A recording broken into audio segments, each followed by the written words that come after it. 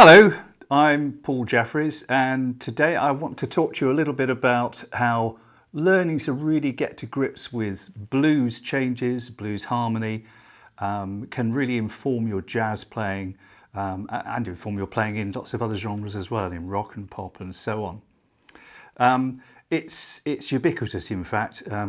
There are probably just as many pieces of music that have been composed over blues changes as there have been over rhythm changes in jazz.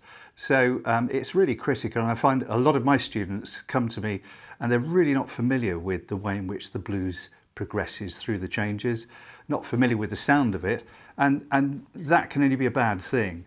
So I thought we'd just go through the real basics today. Just to give you an idea, I mean, some really famous blues pieces of music, or pieces of music played over the blues changes, things like Tenor Madness from Sonny Rollins. Let's think of minor blues, all blues, Footprints from Wayne Shorter. You've got Watermelon Man, all manner of them. Just check it out on Google and you'll find them there. So I thought what we'd do is start off with thinking about the basic blues progression. There's lots of different types of them, but they're all really based around the familiar thing. Let's do this in C. We always try and do that, no sharps and flats. And we'll start off with the basic blues progression.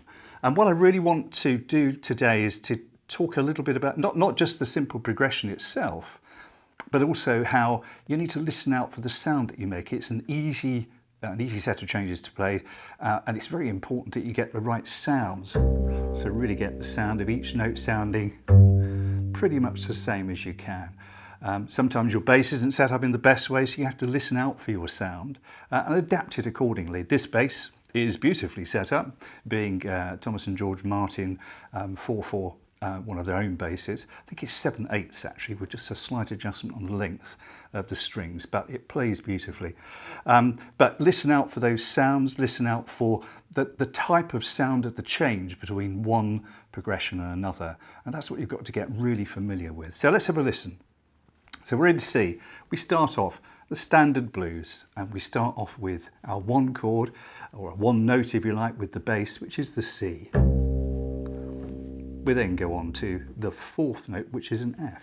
Then we go back to the C, and then we're going to pop up to a G before we go back to the C again. So really simple stuff. Let's now look at how many bars on each of them. Basically, we've got one bar on that C, one bar on the F, and back to the C for 2 bars. Counting bars as 4 here. Back to the F, which is the 4 chord, for 2 again. And then we're back to the C. Here we go, for 2 bars. Now up to that lovely G. And back to the C again. Now we could have gone to the 2, then to the 5, and perfect cadence back down then to the root note. But I decided to keep it really simple. So yeah, that format, or that form I should say, it's really simple. Again, you can check out on Google, and perhaps if I do another one of these I can take you through some slightly more complex ones, but that's really the very basics of it. Now let's have a listen to how that sounds. I just played 4 in a bar there so that I could really talk over it easily, because I find it difficult to do more than one thing at one time. But here we're going to do just one note in each bar, but this time let's listen to the sound of each note. I want to get the volume level of each note the same, and I want to get the quality of each note the same if I can as well. So starting off in C.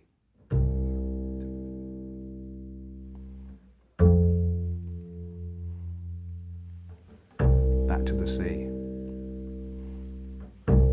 Trying to get them all to sound the same. Up to that F. And back down to the C. And now up to our G. Let's go down to that F there.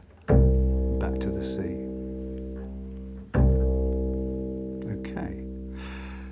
So you can see each note hopefully sounded pretty much the same volume and had the same sort of quality to it. If we fudge our notes, we really notice it during the blues. Now let's add a little bit of extra notation to that to make it sound a little bit interesting. We'll do 2 in a bar.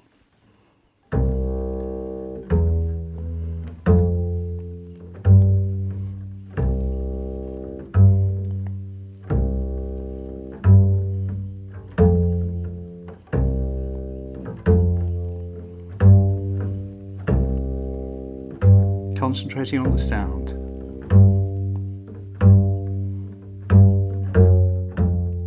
A little embellishment there.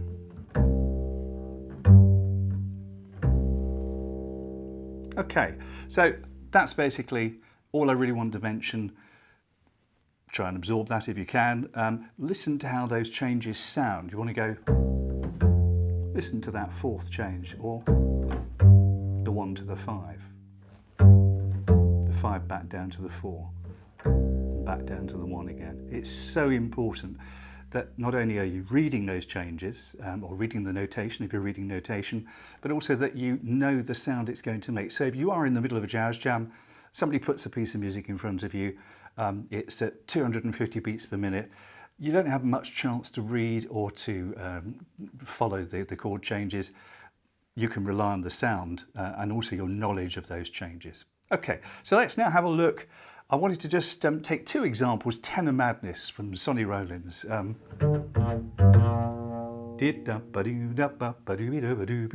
so on. That's a great blues in B flat. It's really simplistic, but if you listen to it, particularly his version with John Coltrane, people can play some fantastic music over just the simplest of blues changes.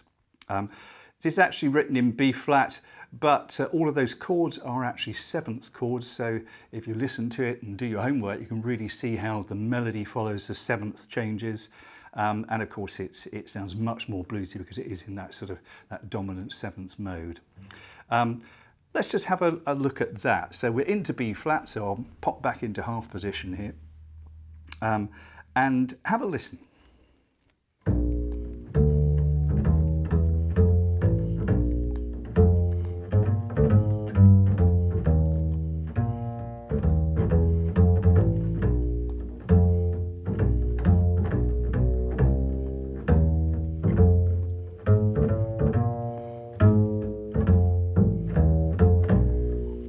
And so on.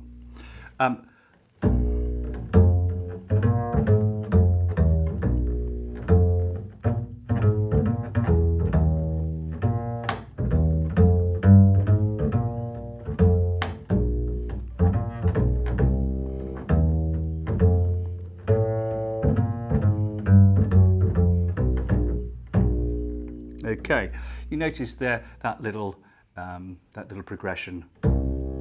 The C, the 2 chord, up to the 5, back down to the 1. Just gives it a nice little feel at the end and brings you back down to the root note again. So again, it's pretty much the same sort of interval changes as I was using when I showed you, just going through either with 1 note or 2 notes in the bar, but now we're in B flat. Now, I personally think that the blues, and I should not have done that because I just smacked the microphone.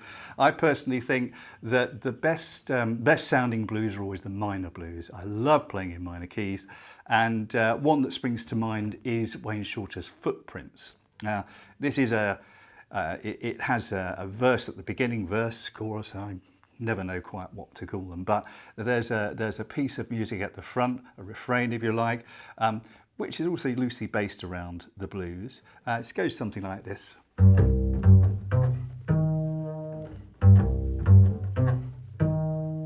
Or some people would play it like this.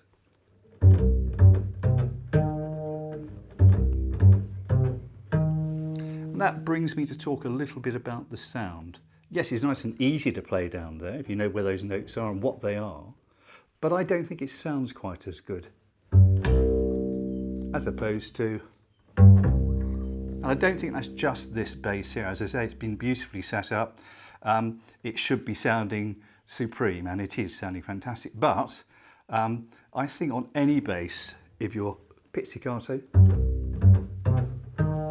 slightly slightly muffled at the top there. So, but playing arco is a different thing. You can make it sound great wherever. But I think if you're playing pizzicato, for me, playing that piece there actually is far better there. The tricky thing is, of course, to jump up to that E flat there, which has got to be in tune if you can possibly make it, because it does stick out like a sore thumb if you don't. But anyway, let's assume we're doing that. So we've got this little frame.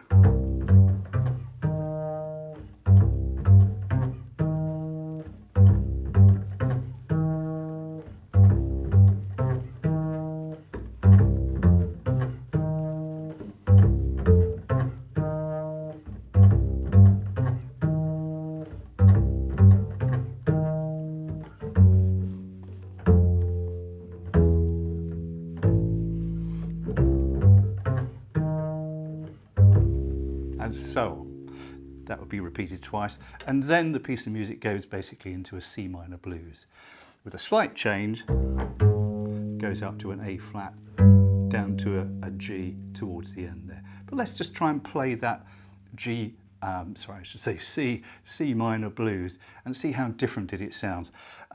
And for those of you who are just beginning with your jazz harmony or harmony theory right at the very beginning, the fundamental difference between, of course, major and minor chords is the third usually. I mean, there are others. There's a seventh, there's a sixth, depending on which mode you're in, what we're doing, whether they're dominant or not dominant. But the most important one is that third note. So if we're in C, our one note is there, our one chord there, but our E flat is our minor third as opposed to up there. So let's try a C minor blues.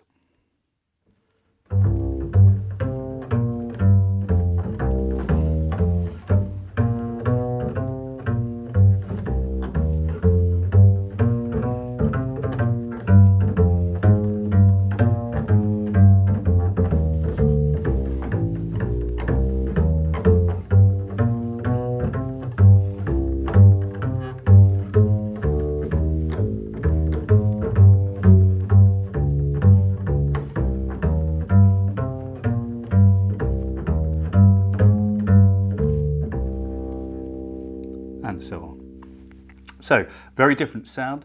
Again, what I'm trying to do is keep each note sounding as loud if you like. So there's a quantity of that note, and a quality is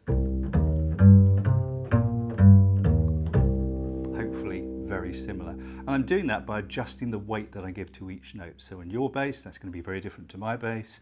But when you put it all together, it makes the whole thing sing, makes it much more musical. Okay, so in conclusion to this very short little, wouldn't call it a lesson, a little chat about the way the blues works and learning the fundamentals of blues is so important, I would conclude that you've got to learn the basic forms, learn those 1-4-5 forms, get them under your skin, learn to play them in any key, do it in D flat.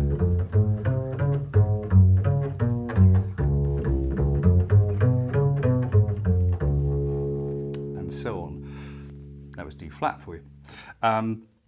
So you can learn to play it in any key, you learn the sound of the intervals between the notes, and you really make those all sound the same if you possibly can. That way, when it comes to really walking fast,